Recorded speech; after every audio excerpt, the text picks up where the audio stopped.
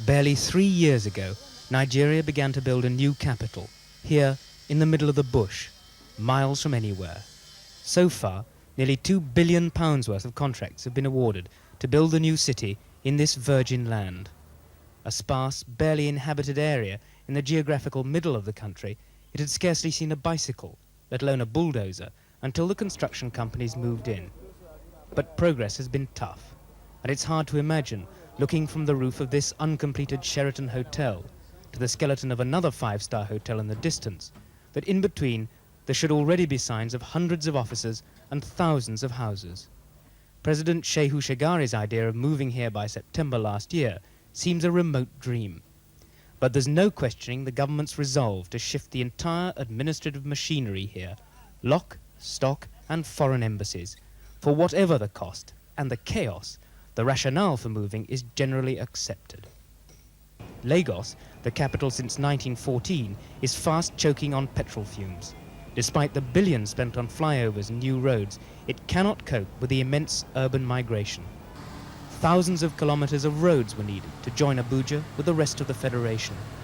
Thousands of houses and flats are necessary for the civil servants from the 15 ministries which will all move their headquarters to Abuja. But Nigeria wanted more than a functional capital.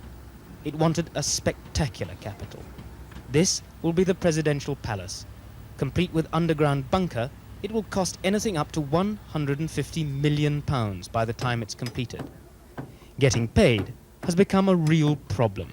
The contractor's going ahead, we are getting paid, but we're not getting paid as much as we should get paid. So obviously what happens is that you reschedule your program to take account of the amount of funds which have been made available at any one time. The same applies to the small man. This man has been waiting 5 months for any money, and he makes 3 or 4 trips a month from Lagos to try and get his cash. The government is doing its best to rein in the costs without destroying the idea. For instance, this ambitious model for the National Assembly, designed by Japanese architects, was costed at nearly £500 million. It's now undergoing a radical rethink.